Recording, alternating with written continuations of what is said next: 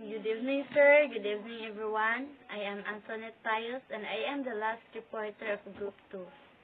As we all know, we already heard the speech of Cory Aquino from our previous reporter.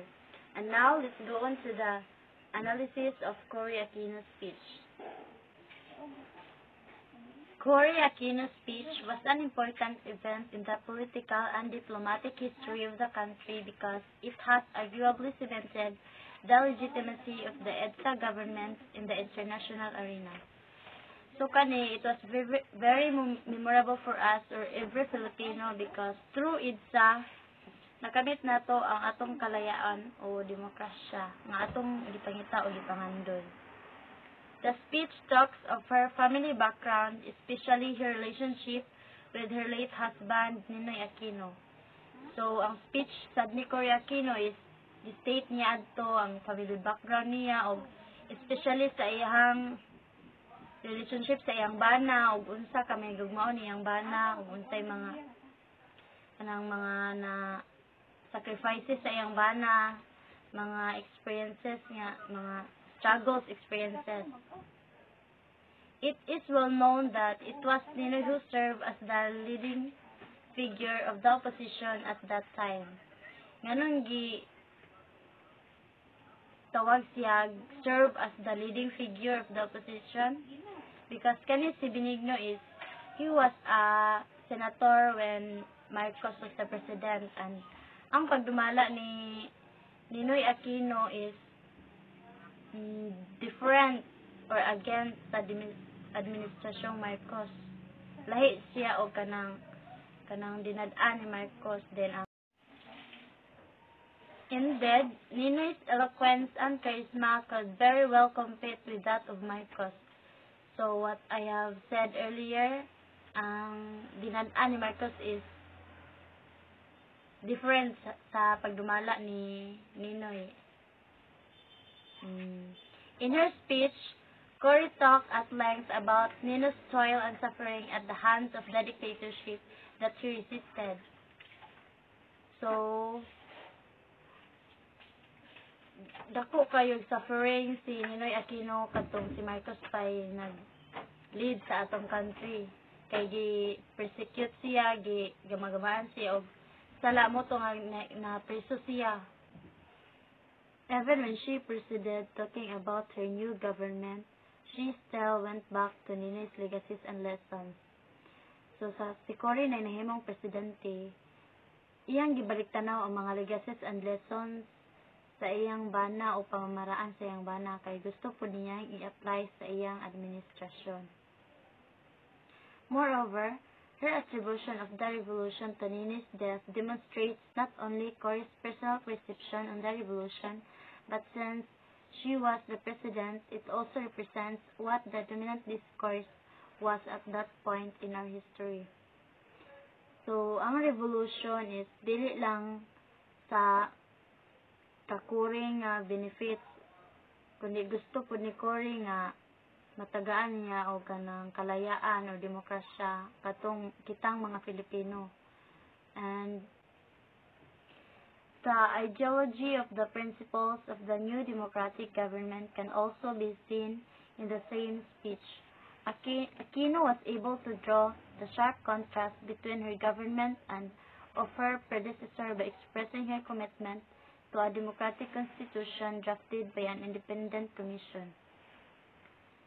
So, ang democratic government, makita nato sa pagstorya pa lang sa speech ni Cory Aquino. I-state niya adto kung unsa iyang mga ipatupad or iyang legacy nga ipatupad sa iyang pagda. And then, iya jud pong gisunod ang legacy sa iyang bana nga si Benigno.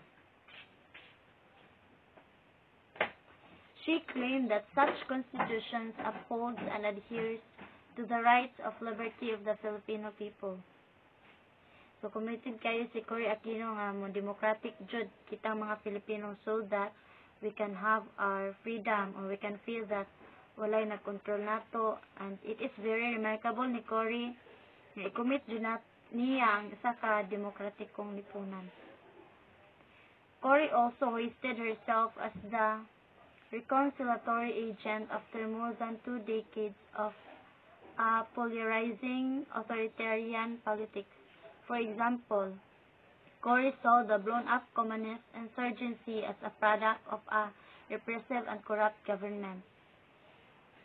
So, nakita ni Cory Aquino or nasinati niya og unsa ka corrupt ang government sa katong si Marcos pay nagda. Then, maotong communicate siya sa mga rebel communist o mga rebuilding komunista. Iyang nakigstorya siya adto nila og unsay tumong ni Cory Aquino nga gusto niyang i-resolve ning problema ha. Og nanguan po siya og tabang sa mga tao nato mga Filipino, so makuan jud niya murag mahimo jud niya tabang nato. Her response to this insurgency rooted from her diametric opposition of the dictator and initiating reintegration of communist rebels to the mainstream Philippine society. Cory claimed that her main approach to this problem was through peace and not through the sword of war. So, ang gusto ni Cory nga ma-resolbahan ning problema is pamaagi sa kalinaw ug dili sa kagubot.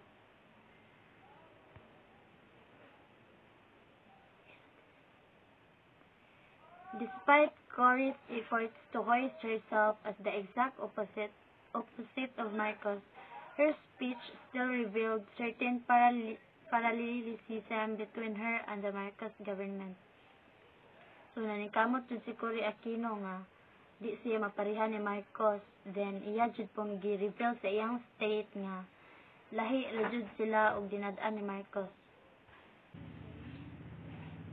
This is seen in terms of continuing the alliance between the Philippines and the United States despite the known affinity between the said world superpower and Marcos. The Aquino regime, as seen in Cory's acceptance of the invitation to address the U.S. Congress and to the content of the speech, decided to build and continue with alliance between the Philippines and United States and effectively implemented an essentially similar foreign policy to that of the dictatorship. So, accept ni Cory Aquino ang invitation sa U.S. Congress and nagpikturya siya adto niya na desisyonan sa duha ka country nga i-continue gihapon ang ilang panag-amigo between Philippines and United States. For example, Cory recognized that the large sum of foreign debts incurred by the Marcos regime never benefited the Filipino people. So, na-recognize ni Cory ang dakong utang ni Marcos nga wala nakabenepisyo ang mga Pilipino adto. Nevertheless, Cory expressed her intention to pay off those debts. Unknown to many Filipinos was the fact that there was a choice of waiving the said debt because those were the debt of the dictator and not of the country. So, nagdesisyon gyapon si Cory nga iyang bayaran tong utanga. Bisag wa kasigurado ang mga Pilipino nga disad to gigamit ni Marcos tong kwartaha. Then kikuan gyapon ni Cory Aquino nga iya tong bayaran para sa kuan lagi kanang murag peace nga kuan niya administrasyon. Cory's decision is an indicator of her government's intention to carry on a debt-driven economy. So, mao to ang giingon nga nagdesisyon si Cory nga iya laging bayaran to para sa the debt-driven economy. Reading through Aquino's speech, we can already take cues not just on Cory's individual ideas and aspirations, but also the guiding principles and framework of the government that she represented.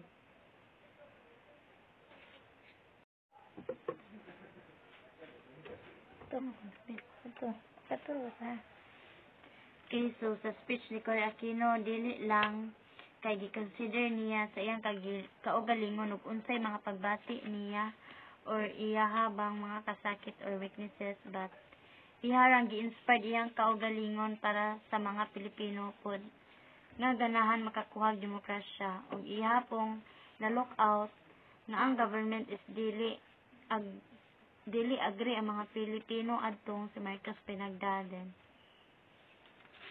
Sa si Cory Aquino nahimong ng presidente is murag na peace na ang katong Pilipinas. Peace. Okay, so this is Corazon Aquino and its overall analysis of her speech. First, democracy and people power. So when we say democracy, it is a freedom of every Filipino that what really we want to do in life.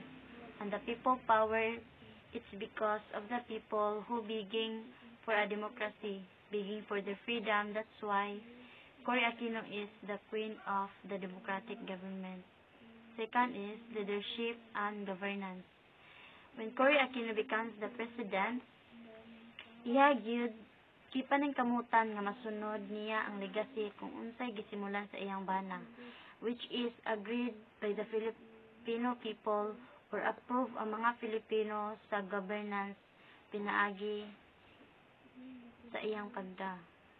Third is social justice and human rights. So, pagkamit nato sa freedom, Cory Aquino stated that we are unequal because we are all Filipinos. We are equal even if we are poor or rich.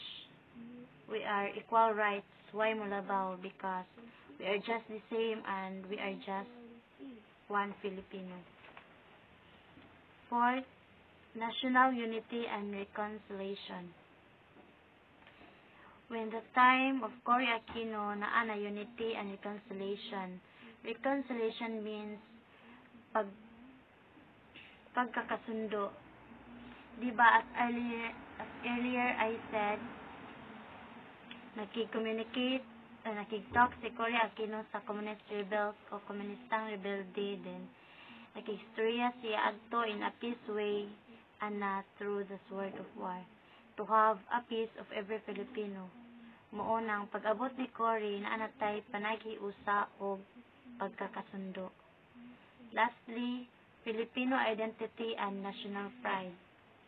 So, pagkabato nato freedom, we can feel that we are Filipinos. Kay mahimo na nato unsay atong mga gustong buhaton, ma-celebrate na nato atong cultures and traditions. Dili na limited kung unsay atong mga buhaton nun, wa nay mupugong nato. Then, pantay-pantay na tag karapatan. And that's why, sa si Cory na nahimong president, ma-feel na nato jud nga, usa jud ta ka Filipino. And that's all. Thank you.